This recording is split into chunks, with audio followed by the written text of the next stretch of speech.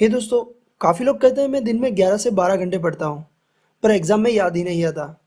Always हमने सुना है कि do smart work not hard work. तो चलो आज देखते हैं कि रीडिंग में कैसे स्मार्ट वर्क करना है। बस मेरी एक रिक्वेस्ट है कि आप ये जो वीडियो है उसको पूरा देखें, क्योंकि मैंने इसके अंदर 10 पॉइंट्स कवर किए हैं जो एक दूसरे से काफ़ी रिलेटेड है। तो चलो देखते हैं वो 10 पॉइंट्स। 30% reading and 70% recite. मतलब किसी भी टॉपिक को रेडी करने में आप अपना 30% एफर्ट्स रीडिंग में लगाएं एंड 70% एफर्ट्स अपने आप को सिखाने में। क्योंकि कहते हैं कि किसी भी इंसान का सबसे अच्छा टीचर वो खुद होता है। अगर आपके पास कोई टॉपिक रेडी करने के लिए 1 घंटा है तो आप उसमें से अराउंड 20 मिनट्स उसको पढ़ने में दीजिए एंड 40 मिनट्स बोलने में या फिर सुनने में, जिससे आपको इजीली याद रह जाएगा। विजुअलाइजेशन। मैं फर्स्ट स्टैंडर्ड में था तब मैंने एक रेस में हिस्सा लिया था जिसमें मैं गिर गया था एंड मुझे थोड़ा बहुत लगा था। शायद आप लोग सोच रहे होंगे कि मैं ये स्टोरी क्यों सुना रहा हूँ, पर मुझे ये बात इसलिए याद है क्योंकि वो घटना मेरे दिमाग में एज अ पिक्चर स्टोर हो गई है। सो मैं इसे इजीली रिकैप कर पाता हूँ। हमारा माइंड कुछ इस तरह ही वर्क करता है। वो पिक्चर को बहुत जल्दी स्टोर कर लेता है कंपेयर टू वर्ड्स। तो जब भी आप कोई थियरी सब्जेक्ट पढ़ रहे हो तो आप उस सब्जेक्ट के हर एक टॉपिक को पिक्चर में कन्वर्ट कर दो, जिससे आप एग्जाम में उस टॉपिक को इजीली रिकैप कर पाओगे। फॉर एग्जाम्पल, हमने पेशवा बाजीराव के बारे में पढ़ा तो था, पर हमें इतना कुछ याद नहीं था। लेकिन जब हमने बाजीराव मस्तानी मूवी देखी तो हमें वो मूवी कई सारे डायलॉग के साथ याद रह गई। तो बस जल्दी से ये टेक्निक को यूज़ करना स्टार्ट कर दें, जिससे आप किसी भी टॉपिक को लॉन्ग टाइम तक याद रख सकोगे। Memory technique. अगर आपको किसी भी टॉपिक के पॉइंट्स को याद रखने में प्रॉब्लम होती है तो ये पॉइंट आपके लिए है। आप किसी भी टॉपिक के पॉइंट का फर्स्ट अल्फ़ाबेट ले लो एंड उसका एक वर्ड बना लो। फॉर एग्जाम्पल, आपको ये 4 वर्ड्स याद रखने हैं: evaluate, review, combine and analysis. तो सबके फर्स्ट अल्फ़ाबेट्स मतलब ई, आर, सी एंड ए, इसका हमने एक वर्ड बना लिया। For example race. तो इससे आपको ये चारों नेम इजीली याद रह जाएंगे।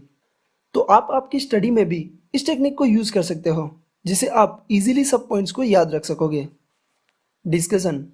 अगर आपको कोई सब्जेक्ट पसंद नहीं या कोई पर्टिकुलर टॉपिक या फिर सब्जेक्ट याद नहीं रहता तो आप अपने 3-4 फ्रेंड्स का एक स्टडी ग्रुप बना लो एंड एक शेड्यूल बना दो, जिसमें आप ऐसा टाइम सेट करो जिस टाइम आपको पढ़ना बोरिंग लगता हो। क्योंकि डिस्कशन एक बहुत इंटरेस्टिंग चीज़ है, जिसे आपको इवन बोरिंग सब्जेक्ट्स भी जल्दी से याद रह जाएगा एंड आपको उस सब्जेक्ट में इंटरेस्ट भी लगने लगेगा। Instant test. ये बहुत इंटरेस्टिंग टॉपिक है जिसमें आपको कुछ भी नहीं करना, बस आपके माइंड के साथ एक गेम खेलना है। कई बार हमें काफ़ी टॉपिक्स किसी सिचुएशन की वजह से याद रह जाते हैं। तो वैसे ही आप खुद से ही ऐसी कोई सिचुएशन क्रिएट करो जिससे आपको कोई टॉपिक याद रह जाए। फॉर एग्जाम्पल, अगर आप कहीं पे बाहर गए हो एंड फ्री बैठे हो तो आप अचानक से कोई भी सब्जेक्ट का कोई भी टॉपिक ले लो एंड उसके बारे में सोचने लगो एंड ट्राई करो उस टॉपिक को पूरा याद करने का। एंड फिर आप उसको अपने मोबाइल में नोट कर लो एंड जब भी आप घर जाओ तब देखो कि आपको उस टॉपिक में कितना याद आया था एंड कितना छूट गया था। इससे आपको एग्जाम में बहुत हेल्प होगी। जैसे ही वो पर्टिकुलर क्वेश्चन एग्जाम में आएगा आपको वो सिचुएशन याद आ जाएगी जहाँ पे बैठ के आपने उस क्वेश्चन को याद किया था एंड उतना ही जल्दी आपको आंसर भी याद आ जाएगा। Break between study sessions. कई बार हम 3-4 घंटे तक कंटिन्यूस पढ़ते हैं, लेकिन पढ़ने के बाद इसका कोई आउटपुट नहीं आता, कुछ याद नहीं रहता। जो हम पढ़ते हैं वो याद तभी रहेगा अगर पढ़ते समय हम पूरा कंसंट्रेशन रख पाए। सो हमेशा 1 या 1.5 घंटे तक पढ़ने के बाद माइंड को 10 मिनट का ब्रेक दें। इसमें आप पोमोडोरो टेक्निक का भी यूज़ कर सकते हो।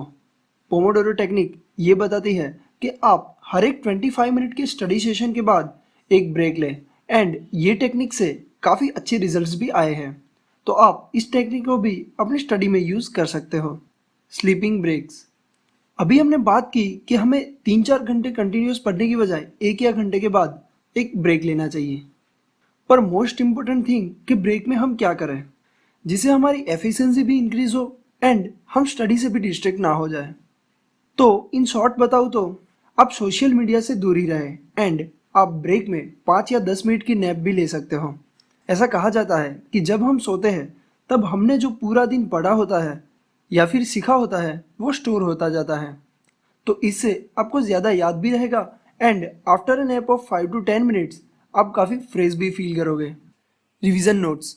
फ्रेंड्स, जैसे जैसे आप कोई टॉपिक या चैप्टर पढ़ते जाओ उसकी समरी नोट बनाते जाओ, जिससे आपको रिवीजन करते टाइम बहुत इजी रहेगा।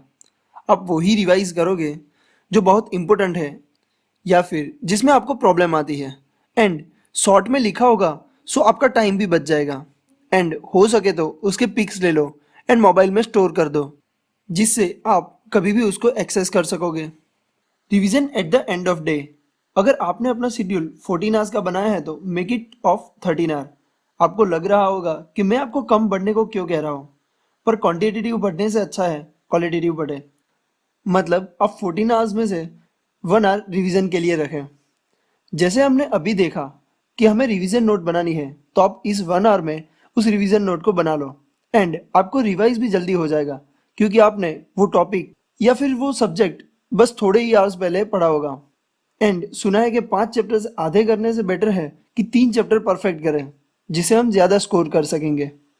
Space repetition. ये बहुत इंपॉर्टेंट टॉपिक है, इसलिए मैंने इसके ऊपर एक अलग से 3 मिनट का वीडियो बनाया है, जिसकी लिंक मैंने इस वीडियो के डिस्क्रिप्शन में डाल दी है, तो आप उस वीडियो को जरूर से देखिए। तो चलो हम वो 10 पॉइंट फिर से देख लेते हैं जिस पे हमें ध्यान रखना है।